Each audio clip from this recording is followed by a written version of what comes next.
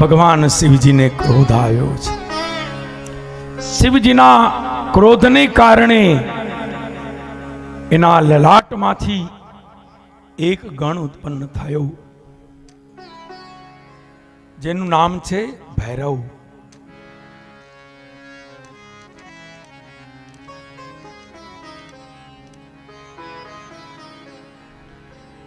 ભૈરવે વજ્ર લઈને દોડ્યો છે બ્રહ્માને મારવા માટે. મારી નાખો. જૂઠું બોલે છે શંકર ભગવાન પાસે. શંકર ભગવાને સંજ્ઞા કરી કે એને મારીશ માં. તોય બ્રહ્માના 5 મસ્તક હતા, 5 મોઢા હતા. એમાંથી એક જે 5મું મસ્તક હતું એ ભૈરવે કાપી નાખ્યું. ચતુર્મુખો બ્રહ્મા થયા. બ્રહ્માને ભૂલ સમજાઈ, શિવજીના પગ પકડ્યા, મને માફ કરો મહારાજ. શિવજીએ કહ્યું, જાઓ, તમારા આ કર્મને કારણે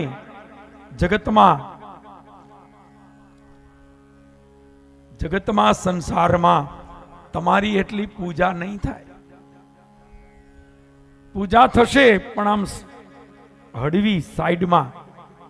તમારા મંદિરો નહીં હોય, તમારી પૂજા નહીં થાય. એટલે તમામ દેવતાઓની સાથે જુદી વાત છે. બ્રહ્મા મુરારી ત્રિપુરાંતકારી.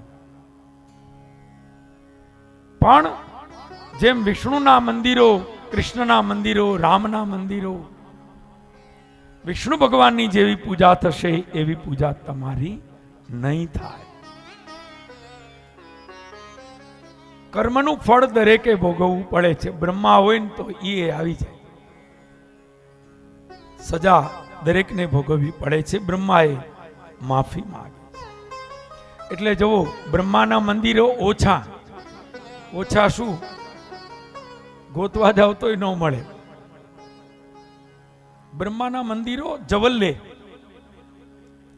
પુષ્કરમાં છે બ્રહ્માજીનું મંદિર. એટલે આમ આંગળીને વેઢે ગણાય એટલી પૂજામાં પણ પ્રાધાન્યતા બ્રહ્માજીની એટલી નહીં.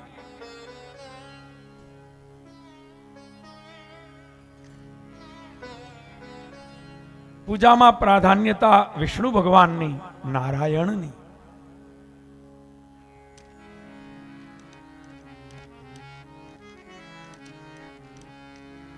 માણસ એના કર્મથી જ પૂજાય છે અથવા તો અડધૂત થાય છે. શંકર ભગવાને કહ્યું, જાઓ, આજથી આ શિવલિંગ એ મારા નિષ્કલ સ્વરૂપે જગતમાં પૂજાશે. આજથી જે શિવલિંગની પૂજા કરશે, જે શિવલિંગની ઉપાસના કરશે, એને જલ ચડાવશે, પુષ્પ ચડાવશે, બિલીપત્ર ચડાવશે, એના દરેક મનોરથ હું પૂર્ણ કરીશ. એ જીવ મને પ્રિય થશે, મારા લોકમાં આવશે. જે શિવલિંગની ઉપાસના કરશે એને મારી પૂજા કર્યા બરાબર પુષ્પે ફળ મળશે.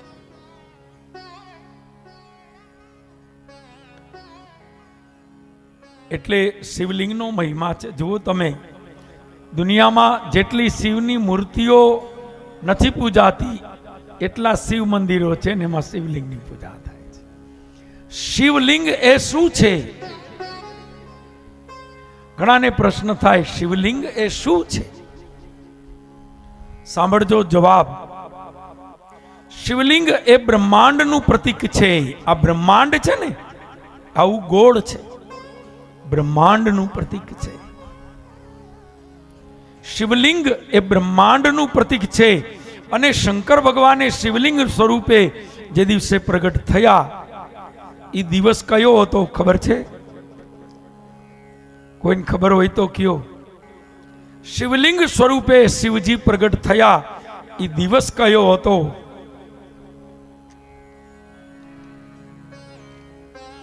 કોઈને ખબર હોય તો કહો. ખોટું પડશે તો વાંધો નથી.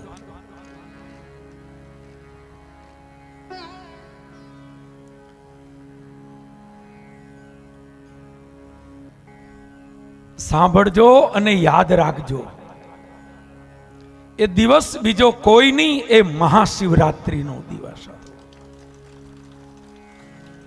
ઘણા લોકો એવી વાતો કરતા હોય છે કે મહાશિવરાત્રી એટલે શિવ પાર્વતીના લગ્નનો દિવસ.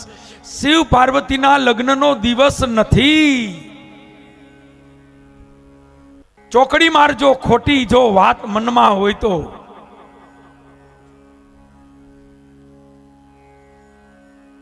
દર મહિને એક શિવરાત્રી આવે, ખબર છે? 12 મહિનાની 12 શિવરાત્રી આવે. હર મહિનાની વદ 14 એ શિવરાત્રી છે. હર મહિનાની અંધારી વદ 14 એ શિવરાત્રી છે.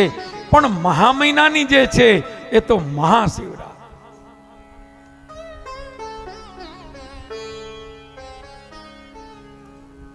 શિવરાત્રીના 8 પહોરની પૂજાનો બહુ મોટો મહિમા છે. જાગરણનો મહિમા છે, ઉપવાસનો મહિમા છે, બિલીપત્ર ચડાવવાનો મહિમા છે. આ મહાશિવરાત્રીનો દિવસ હતો.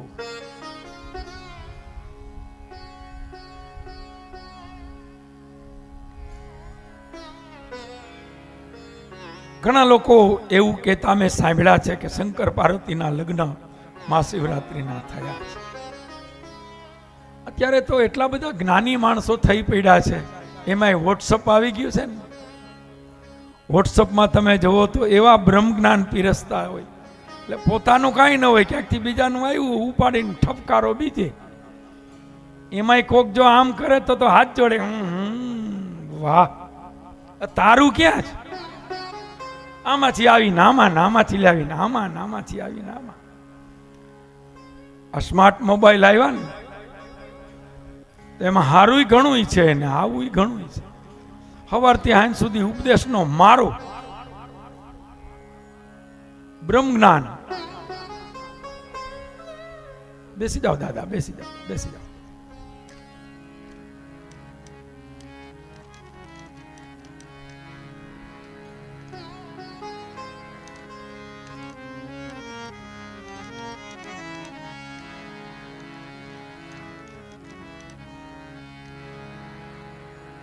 આ મહાશિવરાત્રીનો દિવસ છે.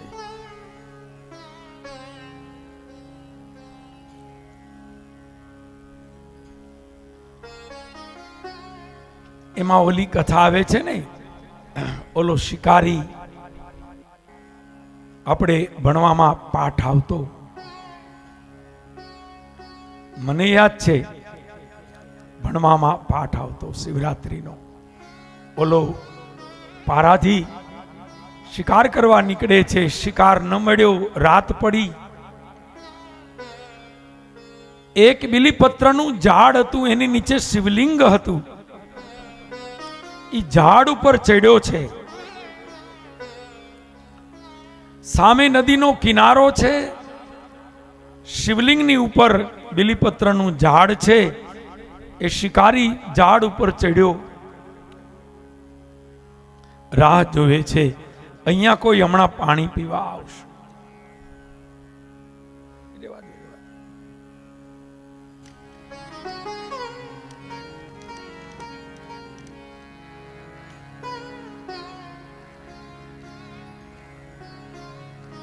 આપણે ચાલુ કથા હોય તો કઈ નહીં, આવો રસ પીવાય છે, આમાં બીજો એક રસ જામે. ઓલો તો જઈએ માગશો તે મળશે. આનો તો સમય પૂરો થયો એટલે વાત પૂરી. આ અમૃત છે. એટલે ચાલુ કથા હોય ત્યારે વચ્ચે દર્શન કરવા પણ જો આવીએ તો થોડી લિંક તૂટે, ધ્યાન તૂટે, થોડી આપણી કથા વચ્ચેથી ખંડિત થાય. એટલે ચાલુ કથામાં અહીંયા વંદન કરવા પણ ન અવાય. આ તમારે કથા પૂરી થઈ જાય એ પછી જરૂર આવજો. જરૂર કથા પૂર્ણ થયા પછી આવો, દર્શન કરો, પરિક્રમા કરો. છૂટ છે તમને 4 પરિક્રમા કરો, મોજ આવે તો 108 કરો. કેવી સરસ વ્યવસ્થા છે. પણ કથા ચાલુ હોય ત્યારે બધી વસ્તુની મનાઈ છે. એ પાછી મારા ઘરની વાત નથી હો, સનાતની પરંપરા છે. એકવાર શિવજી કથા કરતા હતા ને બ્રહ્માનું એક મોઢું બહુ બળબડ કરતું હતું, બકબક બકબક બકબક. ગણન ચાલુ કથામાં એ વાતું ચાલુ કે પછી શું થયું, પછી પડવા જેવું.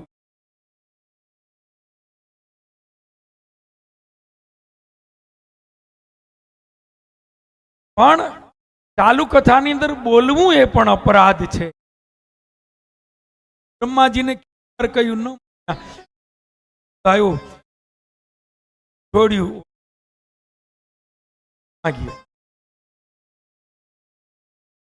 અપરાધ છે. ભગવાનની કથા એ અમૃત છે. આ દુનિયામાં અમૃત ક્યાં છે મને કયો? મારો પ્રશ્ન છે, આ દુનિયામાં અમૃત ક્યાં છે? ચામાં, કોફીમાં, આમાં, દૂધ પાકમાં? આ દુનિયામાં અમૃત માત્ર એક જ. સમગ્ર સંસારમાં અમૃત માત્ર ભગવાનની. બીજું બધું જે લોકો કહે છે એ અમૃત જેવું, અમૃત નહીં, અમૃત જેવું. માણસ કે ને આ તો અમૃત જેવું છે. ઓહો, આ તો અમૃત જેવું લાગ્યું. અમૃત જેવું છે, અમૃત નથી. અમૃતમાં ક્યારેય પેલા તો તૃપ્તિ ન થાય. કેરીનો રસ પીઓ, એક વાટકો, 2, 3, 4, 5 વાટકે બઠા પડી જાય, તૃપ્તિ થઈ ગઈ. નહીં, અમૃતમાં તૃપ્તિ ન થાય. અને અમૃત ક્યારેય અમૃતમાંથી ઝેર ન. બાકીનું જે બધું ખાઈએ ને જીભમાં હોય ત્યાં સુધી જ સારું લાગે.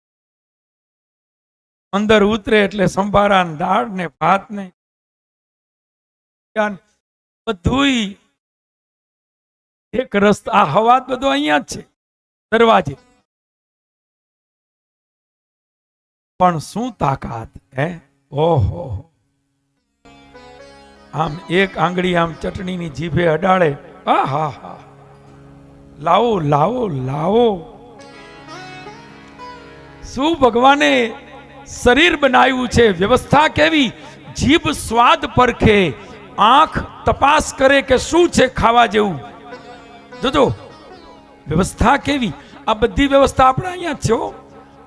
આખું શરીર છે ને, એ શરીરમાં અહીંયા જે આપણી ગરદન છે, આ ગળું છે, અહીંથી જે આટલો ભાગ છે ને, આ શિવલિંગ જેવો. આપણે બધાને શિવલિંગ છે અહીંયા. અહીં 2 કાન છે, 2 આંખ છે, 2 નાસિકા છે, 1 મોઢું છે, 1 સરસ મજાની જીભ છે. જેટલા 1 છે એ 2 કામ કરે છે, જેટલા 2 છે એ 1 કામ કરે છે. 2 છે એ 1 કામ કરે. કામ એક જ, સાંભળવાનું. આ કઈ જુદું નહીં, ના કઈ, 2 કામ એક જ કામ. આંખ પણ એક જ કામ કરે, જોવાનું. આંખ જોવાનું કામ કરે. નાસિકા, આપણું જે નાક છે, એ શ્વાસ લેવાનું કામ કરે.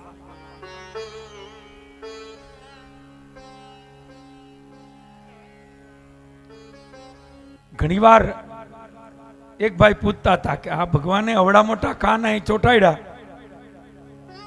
આની જરૂર નથી, આ ખાલી કાણા રાખ્યા હોત તો હાલત છે. તો અંદર જ વ્યવસ્થા ને નથી. અત્યારે ઓલા શું કે કાનમાં ઇયરફોન, કાનમાં આપણે મૂકીને સાંભળતા હોય, તો કાનમાં સાંભળીએ છીએ તો પછી આ બધો માલ નકામો ન કહેવાય? આટલો માલ બગડ્યો ન કહેવાય?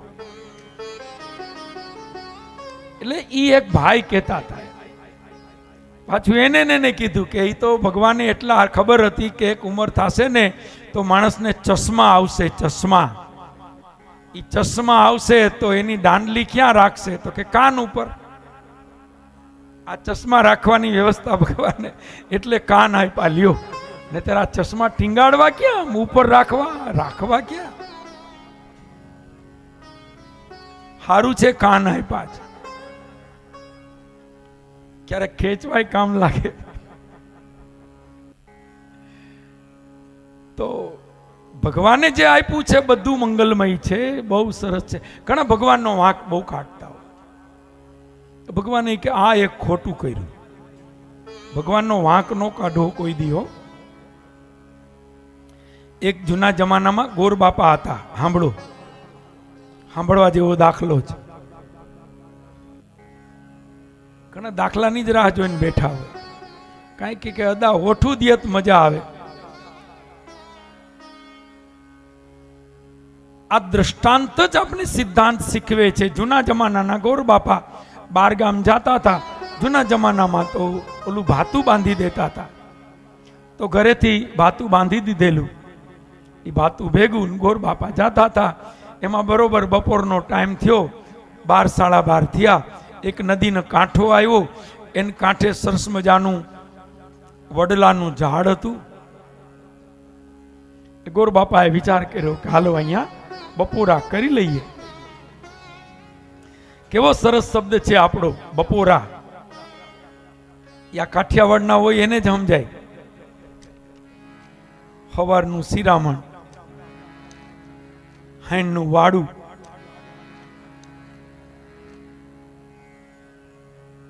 હા, પછી એક રહી જાય છે રોંઢો. કેવા શબ્દો છે આપણા. અસલ તળપદી કાઠિયાવાડી સૌરાષ્ટ્રના પોતાના શબ્દો છે. શબ્દોની મજા છે.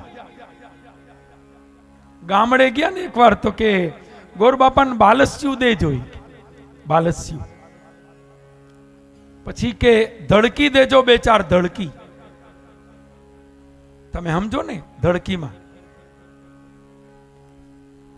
ધડકી, બાલસ્યું નહીં. કદાચ અમારી બાજુ હશે. બાલસ્યું એટલે ઓસીકું. એ કે ગોર બાપાને બાલસ્યું તો દિયો. મેં કીધું હું કીધું તો કે બાલસ્યું. વાહ, બોલો ગામડામાં. અને ગોદડી હોય ને ધડકી કે ધડકી દેજો એક અદાન. કેટલાક આપણા શબ્દો કેવા દેશી.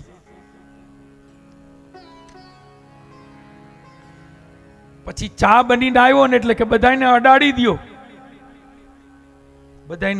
દો. એ ફોરેનના 2 મહેમાન આવ્યા હતા તો એ વિચાર કરે કે શું અડાડશે. એ કે આ કંઈક અડાડવાનું કહે છે.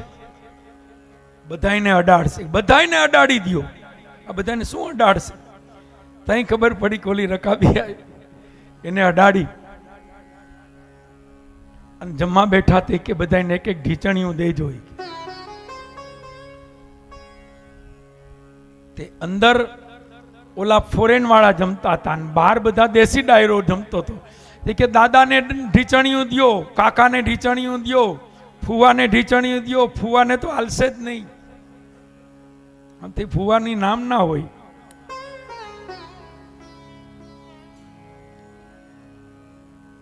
લગ્નમાં તો ફુવા રિહાય નહીં તો લગ્ન ન થાય.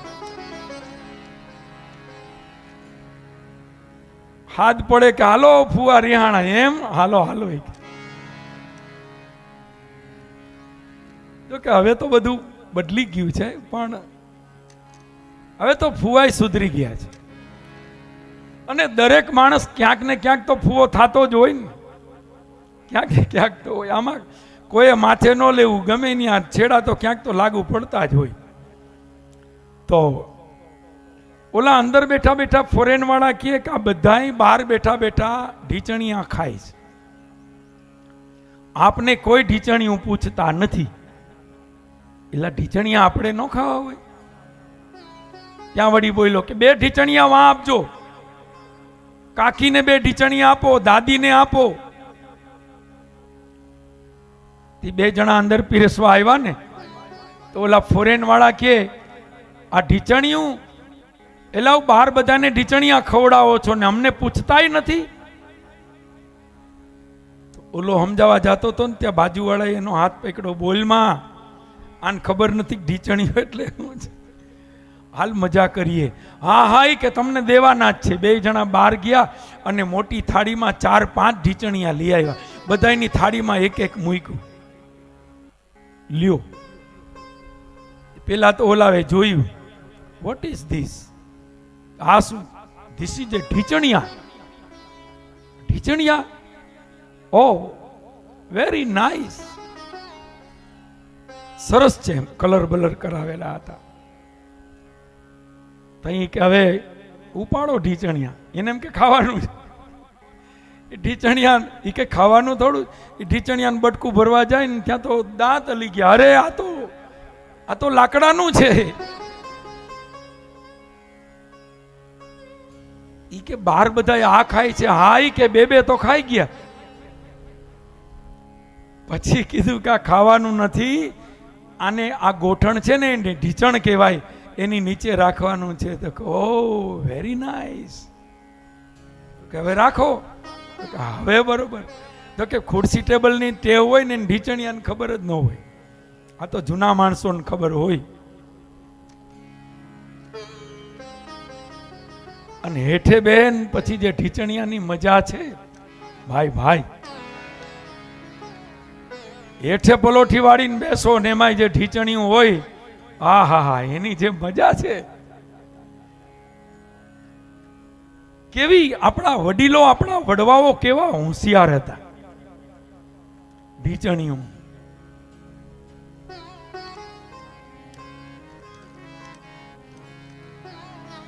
તો ગોરબાપા બારગામ જતા હતા અને એમાં નદી કાંઠો આવ્યો. ભૂખ લાગી, ભાતું કાઢ્યું, જમવા નદીમાં હાથ ધોયા. એમાં નદીને કાંઠે ઓલા વેલા હતા અને વેલાની અંદર અવડા મોટા 20 કિલોના 15 કિલોના તરબૂચ હતા. તરબૂચ જોયા. ઓહો, તરબૂચ ઘણા છે. એ વડલાની નીચે આવીને જમવા બેઠા, જમ્યા. જમીન પછી નદીમાં જઈને વાસણ ધોયા અને હાથ ધોયા. એકદમ સરસ બધું હાથ લૂઈને વડલા નીચે આવી અને ઓલું પોટલું હતું માથા હેઠે રાખીને જરાક લાંબા થયા. આપણામાં એ પરંપરા છે કે બપોરે જરાક લાંબો વાહો. લાંબો વાહો પાછો ડાબા પડખે જ થાય, વામકુક્ષી. એ કેવું સરસ ગણિત છે. તમે જમીને ડાબા પડખે 30 મિનિટ સૂવો એટલે તમારું ભોજન છે ને એ પચવામાં એકદમ સરસ થઈ જાય. જમીને અડધી કલાક ડાબા પડખે સૂવું જોઈએ. આ પરંપરા છે. અડધી પોણી કલાકો, 3 કલાક નહીં. ઘણા તો રાતની જેમ ઘોરે. વામકુક્ષી 30 મિનિટની જ હોય, બહુ તો 40 મિનિટની, જાજુ ન હોય. કેવી વ્યવસ્થા. તમે ડાબા પડખે સૂવો, તમે ખાધેલું બધું પચવા માંડે અને ઉઠો ને એટલે ઓડકાર ચાલુ. કેવી સરસ બધી આપણી પરંપરા છે. તો ગોરબાપા આમ સુતા પેલા એની નજર આમ ઉપર ગઈ. આમ ઉપર જોયું ને ત્યાં ગોરબાપાએ ઓલા વડલાના ફળ જોયા. એને આપણે શું કહીએ? ટેટા, પેપડા, ટેટા. એ ટેટા જોયા સોપારી જેવા. એ ટેટા જોઈને એને યાદ આવ્યું કે નદીને કાંઠે તરબૂચ છે અને અહીંયા ટેટા છે. ઘણા પેપડા પણ કે. ગોરબાપા વિચાર કરે કે આ બને એમ લાગે છે કે આ વ્યવસ્થા બરોબર નથી.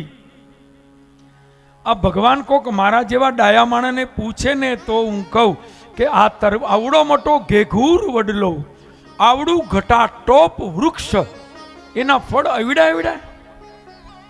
હાવ એવડા નાની સોપારી જેવડા.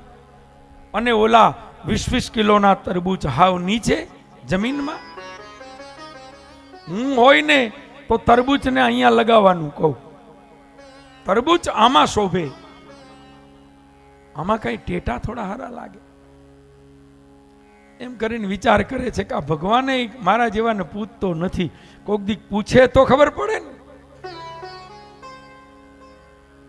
આમ કરતા કરતા ગોર બાપા સુઈ ગયા, જોલું આવી ગયું અને બરોબર 10-15 મિનિટ થઈ અને ઉપરથી ઓલો પેપડો ટેટો પડ્યો બરોબર અદાને. આમ ગોર બાપાના અહીં ખાલી હતું, તડીંગ કરતો માથામાં પડ્યો. નિંદર ઉડી ગઈ. મને કોણે પથ્થર માર્યો? ચારે બાજુ જોવા માંડ્યા. આમ ઊભા થઈને ઉપર જોવા ગયા, ત્યાં બીજો પડ્યો, કપાળમાં ચાંદલો કરીએ ન્યા તળ્યું. ત્યાં તો ત્રીજો આવ્યો. ગોર બાપા કે મનમાં વિચાર આવ્યો, અરે આ ટેટાની જગ્યાએ 20 કિલોનું તરબૂચ હોત તો, અરે સારું થયું આ તરબૂચ નહોતું, નહીતર આમાં તો ગોર બાપા અહીંયા જ રામ રમી જાય. ઘેરે ગોરાણીને સમાચાર જ મળે કે ગોર બાપાના રામ રામ થઈ ગયા. ઊભા થઈ ગોર બાપા ભગવાનને પગે લાગ્યા, હે મારા નાથ, હે મારા વાલા, મને માફ કરજો. હારું છે તમે મારા જેવાને પૂછતા નથી. પૂછાય મારો હરી કરે તે ખરી, મારા ભગવાન કરે એ બધું બરાબર છે. ભગવાન કરે એવું કોઈ ન કરી શકે.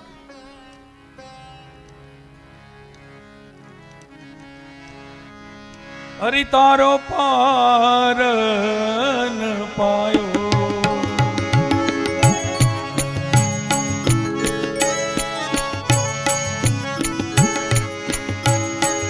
એ હરી આ એ હરી,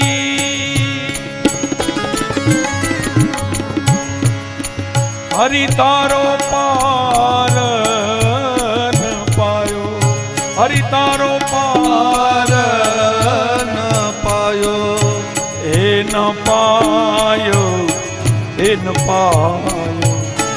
ધરતીના એ માલિક તમે, તારું તો એ યમી તમે.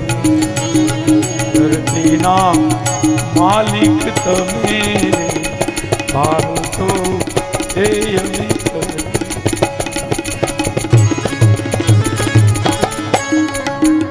પ્રભુ તારો પાર ન પાયો, આયો આયો આયો. હરિ તારો પાર ન પાયો, એ ના પાયો, એ ના પાયો. પૃથ્વીના માલિક એ જી તમે રે, તારો તો એ યમે તરીએ. અલખના આવીન એ તમે રે, તારો તો એ તારીએ તારીએ તારીએ તારી. જય હો.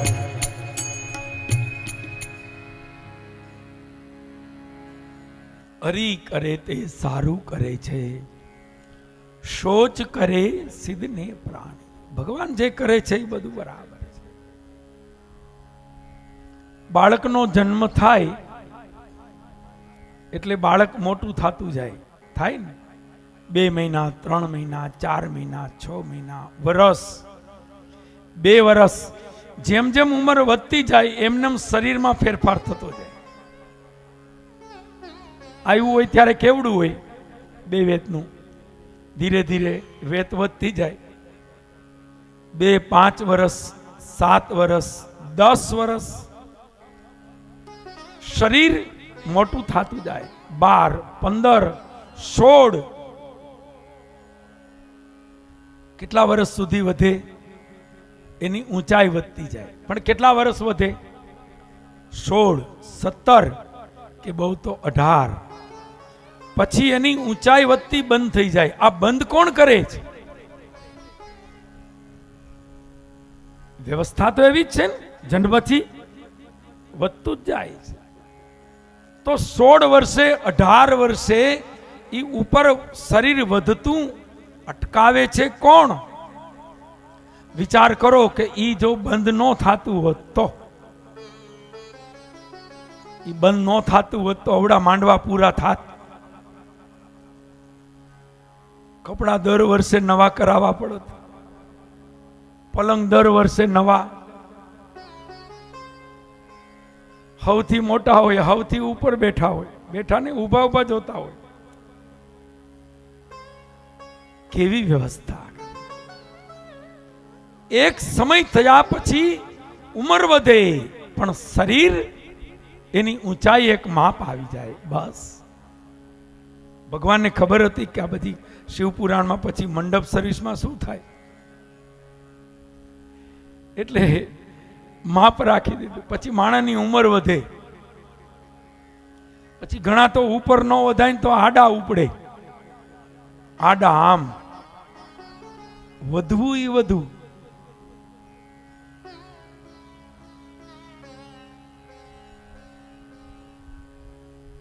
કેવી વ્યવસ્થા છે ભગવાન!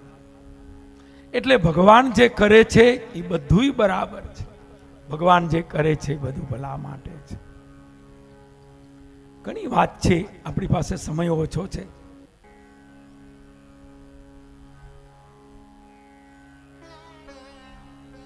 ઉંમર થાય એટલે વાળ સફેદ થાય છે. લ્યો, આ સફેદ કોણ કરે છે મને કહી દો તો. આ અંદરથી સફેદ કરવાનું કામ કોણ કરે છે? ઈ જ દાળ, ઈ જ શાક, ઈ જ લાડવા, ઈ જ બધું ખાવા પીવાનું, ઈ જ ભોજન. પણ આ કાળા ભમ્મર હોય એમાંથી આ સફેદ વાવટો ફરકાવે છે કોણ? આ ઈ સમજાતું નથી. પછી માણસ સફેદ થઈ જાય કેટલી મહેનત કરતા હોય કાળા કરવા, ગમે એટલી મહેનત કરે, મહિનો હવા મહિનો થાય ત્યાં તો વળી અંદરથી ધોરા ને ધોરા. કેવી વ્યવસ્થા, કેવી ગોઠવણ! કોઈએ કહ્યું કે ભગવાન સંજ્ઞા આપે છે કે વાળ ધોળા થયા, એનો અર્થ એ છે કે તમારી થાળીમાં હવે ભાત આવ્યા છે. આપણે જમવા બેસીએ ને છેલ્લે ભાત આવે, આપણું કાઠિયાવાડી ભાણું, જે કંઈ લાડવા, લાપસી, ભજીયા, ગાંઠિયા, એ બધો માલપુઆ. હમણાં તો માલપુઆ વારી છે.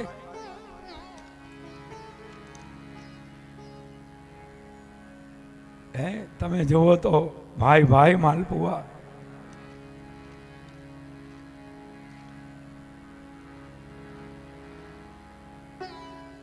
આ તમારે અહીંયા મીઠાઈ સરસ ચાલે, અમારે શહેરમાં બધું બદલી ગયું છે. માલપુઆ અમારા શેરવાળા ખાય ન હોગે, એટલા એનું કામ નહીં. ખાય તો પાછું બીપી વધી જાય.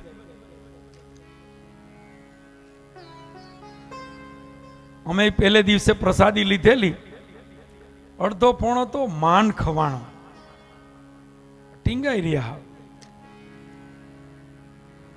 આદત ન હોય ને.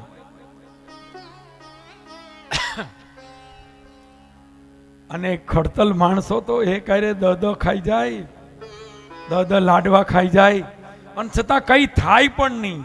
એ પણ એક જેને કહીને અસલ તંદુરસ્તી છે. તમારું શરીર સારું છે એ રૂપિયા છે. હો, રૂપિયા એટલે ઓલા નો ગણતા, રૂપિયાના ઘણાય રૂપ છે.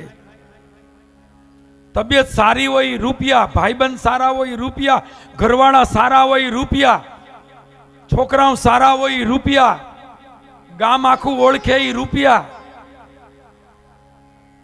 ફોન કરો ને કામ થઈ જાય રૂપિયા, પાડો સારો હોય રૂપિયા. રૂપિયાના ઘણાય રૂપ છે. હગા હારા હોય ને એ રૂપિયા. નકર ઘણી વાર હગા આટા મુકાવી દે, ભેગા થયા નથી ને ભાઈજા નથી. સારા સગા મળવા એ પણ સંપત્તિ છે, મોટી સંપત્તિ છે. રૂપિયાના ઘણા રૂપ છે, એક જ નથી. આ નોટ નથી. નોટ તો વ્યવસ્થા અને વહીવટ માટે છે. વહીવટ આપણો એનાથી ચાલે. અને જેને રૂપિયા મળે એનો વહીવટ એમાંથી હાલે, એ બીજાને આપે તો એનો એમાંથી હાલે. બાકી તો ભાઈબંધ જ્યાં કામ આવે ત્યાં રૂપિયા શું કરે? ઘરના સભ્યો કામ આવે અહીંયા રૂપિયા શું કરે?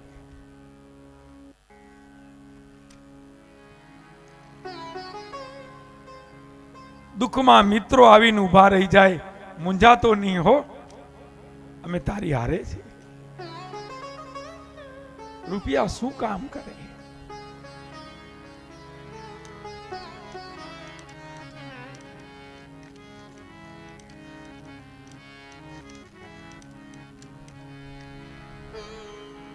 તો ભગવાને જે કર્યું છે એ બધું ભલા માટે છે, કલ્યાણ માટે છે, સારું કરવા માટે છે.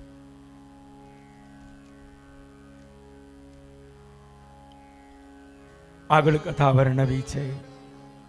બ્રહ્માને દંડ આપ્યો, કેવડાનું પુષ્પ જે છે એ રડે છે શંકર ભગવાન આગળ, મહારાજ મને માફ કર, મારે આ કરવું નહોતું, મને બ્રહ્માજીએ કરાવ્યું, હું જૂઠું બોલ્યો. પણ બ્રહ્માના કહેવાથી શંકર ભગવાને કહ્યું, બ્રહ્માએ ભલે કીધું, તને હરખતો હતો, ઘણા બધો દોષ બીજા ઉપર ઓઢાડે, મારો વાંક નથી, તો તને હરખતો હતો. પછી પોતે તો એમ થઈ જાય જાણે પોતે તો હાવ આમ, તું જૂઠું શું કામ બોલ્યો? કેવડો રડ્યો છે, ક્ષમા માગી છે.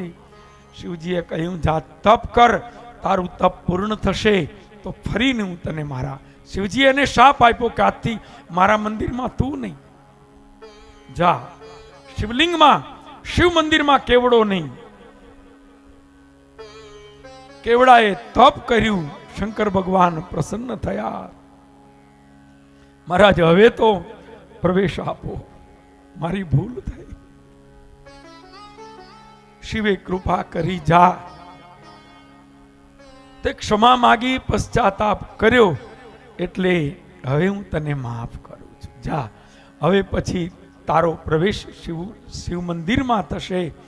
એટલું જ નહીં, તે તપ કર્યું ને એટલે તારી કક્ષા વધી ગઈ, તારી લાયકાત વધી ગઈ. જા, હવે શિવલિંગ ઉપર તું મુગટ બનીને બિરાજશે.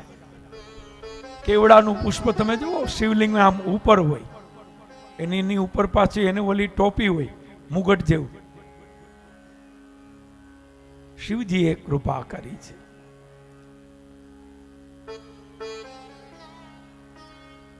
આમ કૃપા કરી છે. આગળ અતિ સુંદર કથા આવે છે, નારદ ચરિત્ર આવે છે. નારદજી નું તપ, અને બહુ સરસ કથા, એટલે બહુ જ સરસ કથા. શિવ પુરાણની અદ્ભુતમાં અદ્ભુત કથા હવે આવે છે. એટલે તમે કહેશો કે અત્યાર સુધી અદ્ભુત નહોતી, કઈ તો જુઓ, છે હિંમત. અત્યાર સુધીની તમામ કથા અદ્ભુત છે, પણ હવે જે કથા શરૂ થઈ રહી છે આગળ, એ તો શિવ પુરાણનું મહત્વનું અંગ છે. શિવ સતી, શિવ પાર્વતી, એની બહુ સરસ કથા છે. તમને ખબર હશે, સતીના 2 જન્મ થયા છે. સતી દક્ષ પ્રજાપતિના પુત્રી હતા, ત્યારે સતી ભવાની એવું નામ હતું, શિવાદેવી.